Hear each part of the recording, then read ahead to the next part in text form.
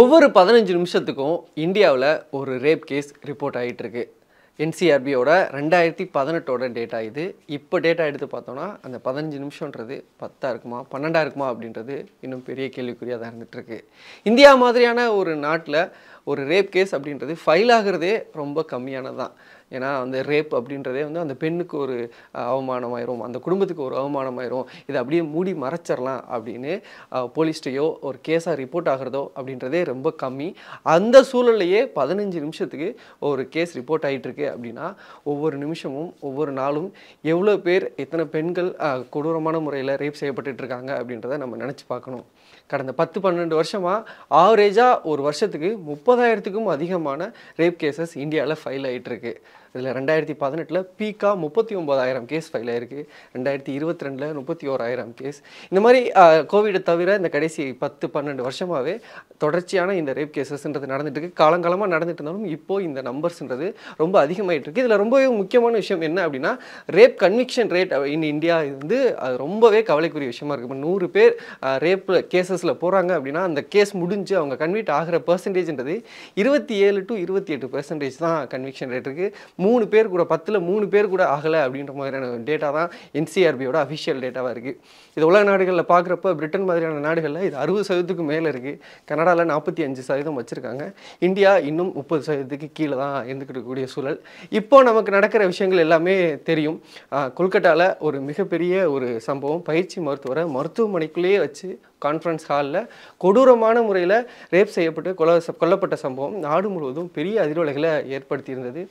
மருத்துவர்கள் இல்லாமல் எல்லாருமே சேர்ந்து இந்த கொலைக்கு நீதி வேண்டி போராடிட்டு இருக்காங்க. ஒரு பெண்ணுக்கு பாதுகாப்பு இல்லையா, ஒரு மருத்துவருக்கு பாதுகாப்பு இல்லையா, நீங்கள் சொல்லக்கூடிய எல்லா விஷயங்களும், அதாவது ஒரு ரேப் நடக்குது அப்படின்னா பொதுவாக அந்த விக்டிம் மேலேயே குற்றம் சுமத்துறது. நீங்கள் ஏன் நைட்டு வெளியே போனீங்க, நீங்கள் ஏன் இந்த ட்ரெஸ்ஸை போட்டிருந்தீங்க அப்படின்ற எல்லாமே அந்த விக்டிம் மேலேயும் அந்த பாதிக்கப்பட்டவங்க மேலேயுமே சொல்லிக்கிட்டு இருக்கக்கூடிய சூழலில் நீங்கள் சொல்கிறதுக்கு எந்த வேலையுமே இல்லை.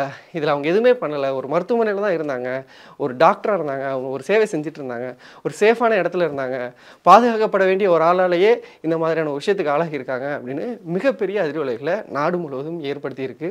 இந்த விஷயம் ஆகஸ்ட் 9ஆம் தேதி கொல்கட்டாவில் இருக்கக்கூடிய ஆர்ஜி கர் மருத்துவமனையில் நடந்துச்சு.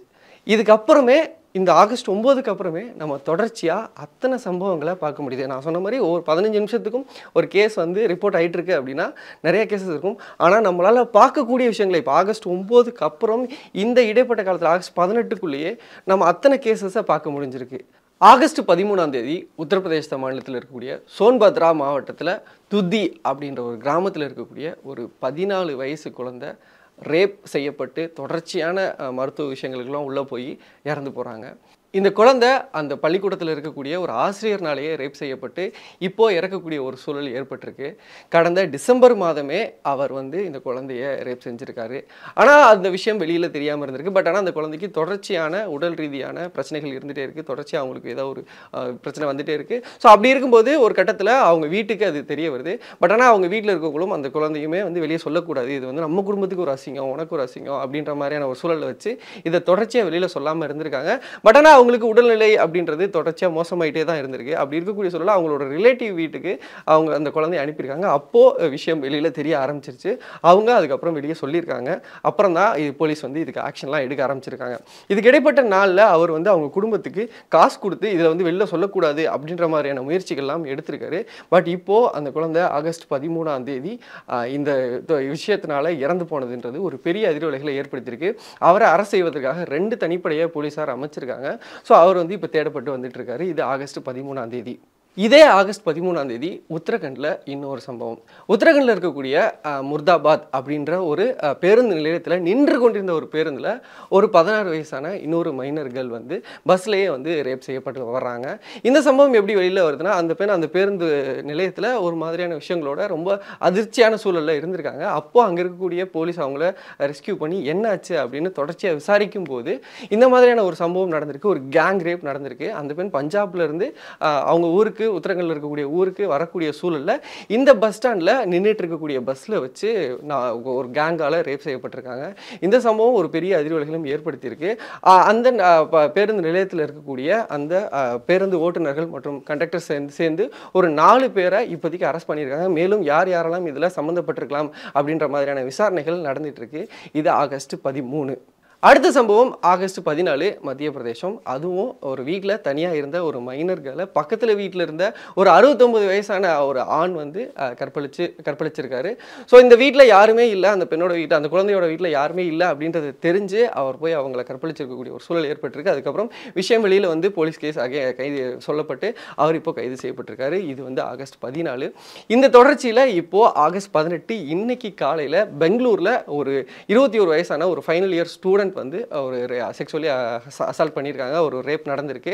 அவங்க அவர் நேற்று ஃப்ரெண்டோட வீட்டுக்கு போயிட்டு, கோரமங்கலாவில் இருக்கக்கூடிய ஒரு ஃப்ரெண்டோட வீட்டுக்கு போயிட்டு திருப்பியும் அதிகாலையில் ரிட்டர்ன் ஆகிட்டு இருந்திருக்காங்க. அவங்க ஒரு காரில் ரிட்டர்ன் ஆகிட்டு இருக்கக்கூடிய சொல்லலாம். அந்த கார் வந்து ஒரு சின்ன ஆக்சிடென்ட்டை சந்திக்க நேர்படுது.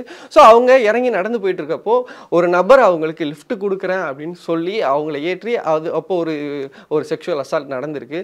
ஸோ அவரை போலீஸார் தேடிட்டு இருக்காங்க. இப்படி ஆகஸ்ட் 9ஆம் தேதி கொல்கட்டாவில் நடந்த சம்பவத்துக்கு அடுத்து ஒரு வார இடைவெளியிலேயே நம்மளால் வெளியில் தெரியக்கூடிய கேசஸே இத்தனை நடந்துட்டு இருக்கு. இன்னும் ஒவ்வொரு வருஷமும் நம்ம 30,000 கேசஸ்ன்றதை ஏற்கனவே நம்ம சொல்லியிருந்தோம். 15 நிமிஷத்துக்கு ஒரு கேஸ்ன்றது நடந்துட்டு இருக்கு. பட் இந்த கன்விக்ஷன் ரேட் அப்படின்றது 27% தான் இருக்கு.